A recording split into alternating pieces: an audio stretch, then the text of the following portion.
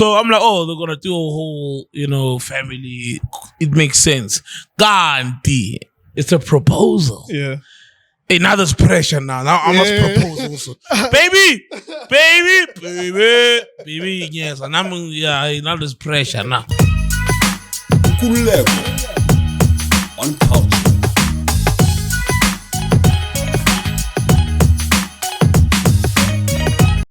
Okay, cool. That's ridiculous that you guys got to have close to 10,000 people, if not more. You suspecting that it's even more than 8,000 people who are here?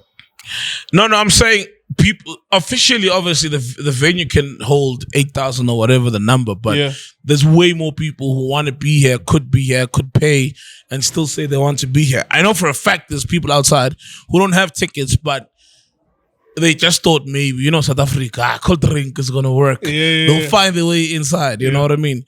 So that makes you think, then, if the venue was 15,000, were we going to sell it out? Most likely. If it was 20, most likely. Because after all, there's 1 million people who've subscribed to this stuff. And also, we all know there's way more than 1 million people who watch and consume the podcast. Absolutely. The number, you're a podcaster, YouTuber, that people would watch and not subscribe. So when you think about the numbers, the split between subscribers and non-subscribers, and it's always more non-subscribers than subscribers. Always, yeah. It's just one of those small things people forget to do. But the main thing is tuning in and watching, because that's when they consume and absorb everything else. How much of what happened tonight? Sorry to cut you. How much of what happened tonight did you know? I mean, there was a proposal, MacG. How much of this shit that happened tonight did you know? The stuff that happened where? On stage? Yeah, on stage. I didn't see the proposal coming. The proposal, he proposed to his woman. I was like, oh fuck. And I was not even paying attention to what happened, because we just got off stage and there's a frenzy, a buzz. And then I'm like, oh fuck, oh shit, oh fuck. Yes, this is the time to do it. He didn't even hint with you? No. Because now, the guys we work with, Bala comes like, yo, everybody needs to clear the stage so it can be the three of them. Obviously, it's Mac's son, his first kid, that lady, him. So I'm like, oh, they're going to do a whole, family. It makes sense. Gandhi, it's a proposal. Yeah. Hey, now there's pressure now. Now I must propose also. baby, yes. And now there's pressure now. Steph was saying that the only thing that's left to happen is for you to propose as well. Hey, now, hey, my man. Hey, it's a tough proposition. Hey, yeah. No, I'll go down on the knee, Just take it on my mind. Yeah, on my mind. I'll take it on my mind. That's how Zulu people propose, about Because you can't top that shit, bro. That's a grand statement too. That was beautiful. 8,000, 10,000 people. That's crazy, man. More than grandeur. Yeah, exactly. Hey, I forgot something. I need to bring this. What's that? Now shit. That you mentioned the grandeur. Yeah, that's the shit. You don't drink, no? Nah, I don't drink. If you want to drink. I'm a bitch nigga though, even though I don't drink. No, you're not a bitch nigga because you don't drink, bro. Like someone was saying earlier on, who was it? Someone doesn't drink backstage. Someone doesn't drink. And I was like, you saved yourself of a lot of... And it's not regret, but it's like, there's nothing here. But it's like, you're not missing out on a lot. So you can't judge a person based on the fact that they drink or not. I don't know. I like you. Even the first time we did an interview, we chill, bro. So cool. Yeah, you're so cool to me, and I'm so cool to you. And we don't live far from each other, so I always bump into you. And I wanted to ask you, how the fuck do you live there? Because Rosebank Mall is like, when I go there with the football audience that knows me, I just want to hide my face and quickly do what I want to do and get out. You seem to get a buzz from people seeing you and talk. You're a social animal. I like people. I like people only if people are good, or they're kind. You know what I mean? I don't mind. I can talk to people the whole day if their approach is fine, if the words are fine. There's no... Because sometimes people... And so I don't know whether it's... them being nervous to see someone that they normally see on a screen, and they see them in person, and then the first thing that comes out, sometimes it's the weirdest thing ever, or it's just people being over familiar, you know. But I don't mind like people, you know what I mean. And also a lot of times I get home, stay there. I'm hardly, and you have a lack of me. I've seen you so many times. But I will go get bread or go get bread or go whatever. But I'm hardly out. It's like when I get home, I'm home. I'm hardly, and you are just lucky you see me when I'm out. Like in a week, maybe a day, I'd go out. So I'm there because it's convenient for me. You know, Kaya's down the road, and everything else is close. If I was at Kaya and I didn't have the house. Yes, you see, I love convenience. So with the house though, I'll definitely get something in the outskirts, you know, a bit far, get value for money because it's overpriced the north, to be honest. That place is expensive. But I love people, man. I really, really do, especially when they, and sometimes I'm like, wow, it's nice talking to you, you know. But you're a breath of fresh air. It's nice. But sometimes people would just be like, and it's not a lot of people. Being around you there, though, I don't know if you noticed this because you are living your own experience as Sol Phenduka, and MacG is living his own experience. The thing is so fucking big and huge. I was around you one time I remember. For 10 minutes when we were there. I remember, And I don't know, like everyone, hey, so I don't know. We must have seen 20 people or 30 people in such a short period of time. It's your experience, so you get used to it, but it's so abnormal. Like your guys' fame is abnormal. It's not normal. It's weird. Like it's super. It's a super level of fame, bro. And I said this on stage. I think Mac asked, one of the people asked, when did you realize this thing was big? And I was like, I've been around for a while. Before I was on the radio, I was on Big Brother. You know, and that's fame. Big Brother's like you're on TV, bro, 24/7. But none of those compared to Podcast and Chill. Absolutely. Like even I'm on Kaya, and a lot of people still when they meet me it's like podcast, or they'll say podcast and radio, but I listen to the show because of the podcast, and it's crazy, bro. And that's our reality. Like I was out with my lady last night, or date night. And it's always like that. You go to a restaurant, you know, and you can, no one will say a word, but you can feel all the eyes. Fuck. Just want to have dinner, you know? And it's like, whatever, you get used to it. And then I even, like, it's crazy. And who would have thought, man, that podcasting would be that entity? I'm still... podcast could be that entity. I'm grappling with that as conceptually, as I'm experiencing what's happening here. And I'm like, so this thing, all roads leads to this.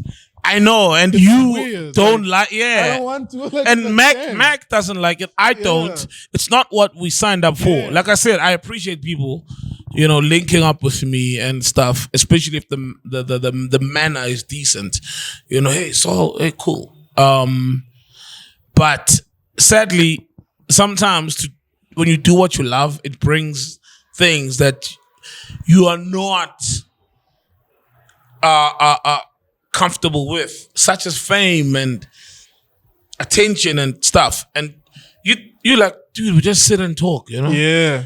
And share our thoughts. But then again, our thoughts are a part of us and people get it. Like they reflect and relate to them. That's why sometimes you meet someone who's gonna be like, you changed my life, or you're like, but then you get it, you know, oh, okay. So rather they do. The roads lead to, because bro, there's no ways you can sit and talk and share a part of your thoughts and you want people to watch it. There's no ways people won't feel a connection to you. And that's just a product of it. Talib Kweli and Dave Chappelle and Yasin Bey, they shoot something called The Midnight Miracle. It's a podcast that they've been shooting on Luminary. And Talib is a rapper, of course, obviously. And he's been a rapper over the past 2-3 decades. And he says that he, in the 90s, from the 90s, and he says that you're telling me that you guys are willing to pay me more money to sit down and talk, more money that you would have been paying me as a recording musician, as an artist, creating art and grafting. And like he struggled with the concept of, you guys are giving me attention just for sitting down and talking, because at an isolated level, what we're doing is just talking to people. I always describe what I'm doing as like, I just like having conversations with people. That's why when it's negative, and people are affected in their real lives, I step back. I'm like, nah, this is not the part that I want to do. You know what I'm saying? Because I just want to have a conversation with you, Sol, and anyone who's in this room who I think is interesting. And people are willing to reward you for that. I don't think that we would have been ready for that 20 years ago. Like podcasting, getting 1 million subscribers, people thinking that you are important to them. Whereas being a musician, a quieter musician, a mapaputsi or whoever, we revere that more than anything else. We didn't know that me and you talking can be more valuable than the music. But isn't that the purest? Here's the thing, bro. Like, I mean, things like art, a painting, or a performance, or a dance. All these things are from a certain place in someone's being and existence, a very fragile place. You know, they're a form of expression. Be it pain, be it joy, and any emotion. And the purest of it is just sitting and talking about that and talking about the world from your point of view, sharing your experiences in the world. A lot of people now, we did a Q&A tonight, and a lot of people who asked the questions were like, Mac, based on your story, you know, from being rejected, being blackballed, all these things. And those are some of the things that people take away. The fact that Mac, myself, Ghost Lady is practically faceless, but she is probably the most famous person in the country. Her voice. And you could tell when people saw her come in, they celebrated her, but till she said something and her voice, right? So it's, to me, the most purest way of just musicians express what's in their heart. So we also, people like, it makes sense why people would pay, because in a song, Talib Kweli can't express fully a feeling that he can express in a conversation. You know what I mean? Or a thought or an idea. And I think we live in a period, Valley, where, because before the industry and entertainment, there used to be this gap of the people used to be idolized to a point where they're not made human. And with podcasting, we're human. You know, you can't stage it. It's not an act. There's no script. And people then connect with that to say these guys are doing this, and every day they connect. You know, not everybody maybe would have lived in Hillbrow or went through, but when I share my story, people can relate at their level. You know, maybe they didn't move to Hillbrow to sort out their life. No one needs to move to Hillbrow. No one needs to move to Hillbrow. No, but they could get that, oh shit, you know? We're in the entertainment industry, one of the most humanized people are podcasters. Yeah, I know your team is panicking because of time. He's the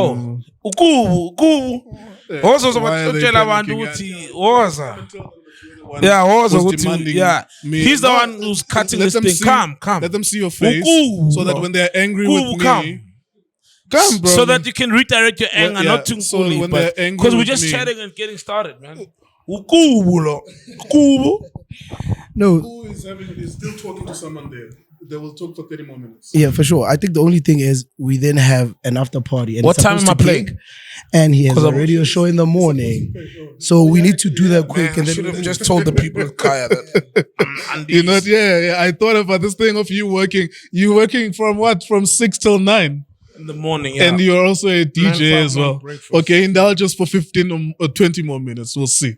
How it goes. I'm playing at 11:30. Oh shit! What time is it now? Okay, alright. It's away, man. Menlin. Moloko. Do what? Oh shit! Oh, it's smooth. Okay, that's fine. Let's chat, man. It's fine. 15 more minutes. Yeah. Because I want to explore. Yeah. They will be angry at you. Bruh, after party will wait, man. Yeah. For real, after party will wait, man. Well, they have to deal with whoever they have to deal with. We're podcasters, but we're different breed. Dineo, Kaya FM, and Azania. One of my favorite broadcasters ever, Azania Mosaka. She's incredible. Oh, she's she's a godly woman on the fucking microphone. Incredible. I love her. And can I tell you, she wanted to work with me. Funny. So I was telling to Caesar, and he's like, "Oh yeah." So I wanted to, do the show with you, but I was like, I'm enjoying working with you also. So now I'm with Caesar, but she also wanted to work with me, and I was like, damn, Azanya's phenomenal, man. So what are the changes? You moving you with Caesar in the morning? Yeah. And then Azza is doing the afternoon drive? Sounds like it, yeah. I think she's gonna it's not confirmed, I don't know, but it sounds like it, yeah, definitely. Okay. Yeah. All right. And then the transition between you working with Dineo to now working with Caesar, how was that? How easy was that transition? It was easy because they're different broadcasters, and I can tap into maybe both their styles. But Caesar's more of a current affairs. He's a nerd, man. Caesar's a geek. He reads a lot. I mean, guy's got an IT degree, and he just loves reading. So that's what he does, and I enjoy that as well. So yeah. And also we meet one another, even in the music we like, the absorbing of knowledge out there, and so it was very easy, to be honest. Yeah, and you being a broadcaster, I realize that that's bullshit. You can make your money wherever you make your money. People have always done that. What do you think about that? There's no bad blood with you being in both spaces. Bro, we live in you see, that's the thing about the time we live in. We live in there used to be a time in South Africa, generally in pop culture, where I was a rapper growing up, and Ekasi. I've got a weird way, savage. Yeah. I've got a weird way of telling things. So Ekasi, I was a rapper, and there used to be a time where people thought if you like a rap, then you don't stand for anything local. So it would be like, even Msega did it, which I'm going to him now. He's gonna interview me. Wait, I need to say another rap and born with him. There used to be a time where if you're a rapper, that means you hate Cultr, you hate house music. Yeah. If you're this or that, and we live in a time now where it's not like that. Oaks drop piano and have an Afro tech song in their project, or they'll do an EP or an album, 10 songs, Afrotech 5. We live in that period, you know what I mean? Where piano alone, the existence of it is a disruption. So we live in a time where you can do both. I'm human, bro. Here's the thing, right? Mac is human, I'm human. Mac will say all the foul words on the podcast, but he doesn't use that language at home because he's a father at home. For sure. And there's there's a duality and a different dimension to you as a person. So when I went there on radio, people are like, how's he going to do it? Whatever. I'm like, but guys, I'm not going to talk about smashing an ass and think. There's kids listening to the radio in the morning, and I'm a father. Yeah. When I'm with my kid, there's a language I use. When I'm on the podcast, there's a different language I use. Just like with any normal, ordinary human being, when you're braaiing, talking to your boys, waiting for the derby to play on the TV, having drinks, there's a certain language. Versus when you're at a parents' meeting. And it doesn't mean you're fake, because now at the parents' meeting, there's no fucks and shits flying around. For sure. You're a human, a complete human, and you've got different sides of you as a human. And to me, radio, I'm still me and you can hear it, But you're talking to the kids in the morning, whatever, it's fine. I'm a family man, for crying out loud, you know what I mean? And on the podcast, that's like our man cave, and we just share, talk. And even the company I work for, Kaya, understands that. That maybe the sound guy will get a blowjob the one time. Hey man, he wants a blowjob. It happens. And then in the morning, hey, talking to the kids and stuff, cool. But they don't watch the podcast because it's over 18-year-old people. Yeah. And when I walk in the mall, like you said, I live in the mall, literally. Yeah, you sell the kids. I live in the mall. The kids love me. And parents who watch the podcast, who are 40, who know that, hey, they were broadcasting a blowjob the other day, will literally say, take a picture with Uncle Sol. You know what I mean? Because in the morning, I know that my daughter's listening, driving to school. She's been driven to school, she's listening, and I'm talking to her and everybody else, sharp, and everything can coexist because, like I said, if you're podcasting, it's literally an extension of your thoughts and your being. And as a person, we're not just single-dimensional. where Sol is just about this. Yeah, Sol can be like this. He can even like OnlyFans, like porn, but also he can still be well read up on a lot of things and still be conscious and still be smart at the same time and still be able to be a father, a great father at that, so not everything is black and white. And that's what I love about this current climate we're in. Okay, let me let you go. Jägermeister. Is that the name of the song? It's Jäger. It's Jäger. You can tell. My daughter was playing that shit like on MTV Base. Yeah. This weekend, actually. She was playing that shit on MTV Base. I'm like, I know I'm going to see you this weekend, so I need to ask you about that shit. It's very successful. Your career as a DJ, to what extent, though, do you get involved in the music? You DJ, you a beat maker. So I don't know anything about dance music. I love hip hop and other genres, jazz and classical music. Yeah. To what extent are you involved? When there's like 4 of you in a song, what do you do? I make music, bro. So to what extent are you involved, though? Dropped my first album 2012. I literally made that album on headphones and a laptop. So you're a beat maker? Yeah, I'm a beat maker. Cool. That's respectable. Yeah, I'm like that song. The conceptualization of it, the beat, I started it. Started the beat. The old song we used to say Kabzela, na na na. Then I went, Then I was drinking. I was like, yeah. Then I recorded the thing on the beat with my voice. Yeah. And I remember I wanted Central as part of that song. And then Murumba Pitch had a recording camp. It's basically they book a studio or a house and create a studio there, and for a week. And I went there with that song, and then it became what it is now. But the beat started with me, the concept started with me. Sure. So I make music, and sometimes people are like, damn, he's on radio, he's podcasting, he DJs very well, and also make music, literally. All right, 1 million subscribers. How long till 2 million?